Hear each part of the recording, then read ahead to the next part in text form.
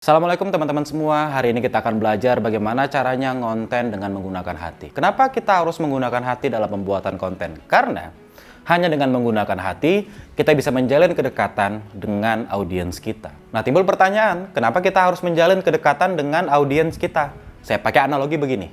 Di luaran sana, itu ada ratusan ribu atau bahkan mungkin jutaan orang yang menjual spidol yang sama, merek yang sama, dengan kualitas yang sama.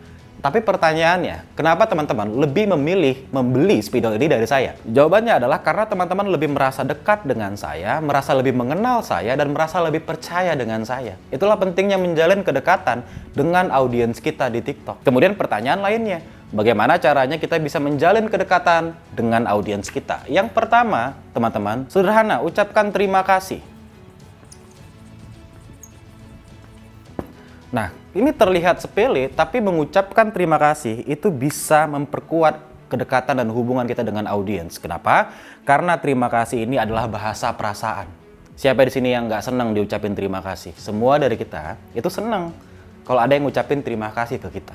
Makanya, kenapa dalam pembuatan kontennya di TikTok, teman-teman harus sebisa mungkin ngucapin terima kasih. Seperti yang saya lakukan juga, baik itu ketika saya live streaming ataupun pembuatan konten di TikTok. Sebisa mungkin di kolom komentar, saya mengucapkan terima kasih kepada audiens saya, terima kasih sudah mau menonton konten saya.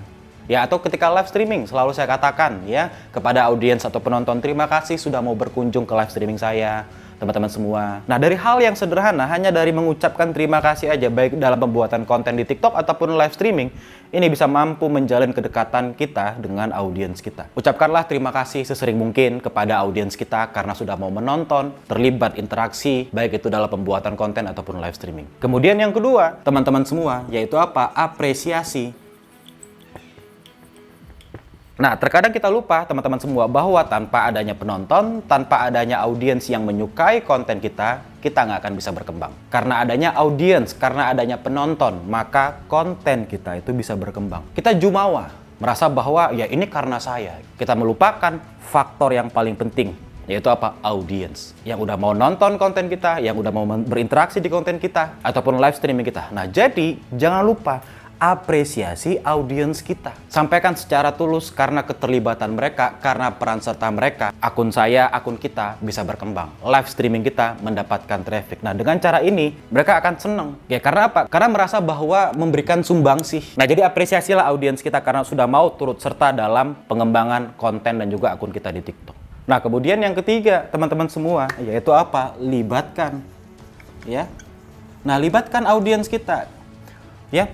Jangan hanya sekedar memposisikan audiens itu ya hanya sekedar sebagai penonton, tapi libatkan mereka sebagai pihak yang turut aktif dalam memberikan sumbangsi agar akun kita berkembang. Coba tanya kepada mereka, guys, menurut teman-teman semua, kira-kira ide apa lagi ya yang menarik untuk konten berikutnya? Atau ketika live streaming, guys, menurut teman-teman semua, kira-kira apa yang harus diperbaiki ya supaya live streaming berikutnya bisa jadi lebih baik lagi? Dengan melibatkan mereka, jadi audiens kita itu merasa memiliki jadinya, bukan hanya sekedar sebagai penonton aja. Nah, kalau misalkan mereka merasa udah memiliki, pasti mereka akan lebih mensupport kita, lebih mendukung kita, ya lebih menyukai kita, lebih trust juga kepada kita. Nah, jadi jangan lupa libatkan audiens. Seperti yang saya lakukan juga, kalau misalkan teman-teman perhatikan, kenapa saya menggunakan papan tulis? Papan tulis ini juga sebenarnya adalah ide dari salah satu follower saya di TikTok.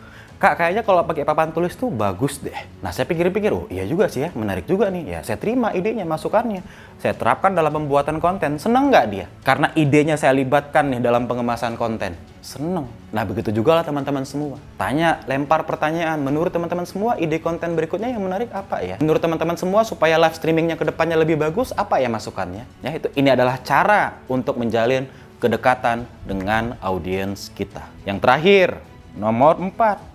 Live streaming. Saya berusaha untuk memahami teman-teman semua, mungkin ada sebagian yang tidak memiliki waktu untuk live streaming. Karena mungkin ada yang sebagian bekerja, pulangnya sore, kadang malam juga, dan kecapean gitu ya. Nah, tapi di sini perlu saya jelaskan, kalau seandainya teman-teman punya waktu untuk live streaming ini juga penting untuk menjalin kedekatan dengan audiens kita. Karena ketika live streaming, kita bisa berinteraksi langsung dengan penonton kita, dengan audiens kita. Mereka bisa melihat kita secara langsung, bertanya dengan kita secara langsung, dan kita bisa menjawab secara langsung pertanyaan dari audiens kita. Dan ini membantu kita dalam menjalin kedekatan dengan penonton kita. Kalau teman-teman memang benar-benar sibuk banget, nah kalau misalkan menurut saya pribadi ya setidaknya minimal 90 menit ya kita live streaming gitu di TikTok. Nah kalau misalkan teman-teman memang benar-benar sibuk gitu ya, nah oke, nggak apa-apa lah 60 menit. Ya nggak ada masalah, yang penting live streaming daripada nggak sama sekali. Nggak punya waktu juga, oke nggak apa-apa. 30 menit pun nggak ada masalah lah. Ya, 30 menit setidaknya live. Sebelum berangkat kerja atau baru pulang kerja, live streaming. Supaya apa? Terjalin interaksi.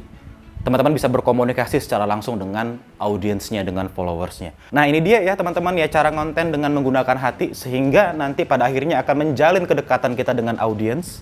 Sehingga pada akhirnya juga ntar akan timbul trust, kepercayaan. Kemudian akan timbul yang namanya loyalitas juga.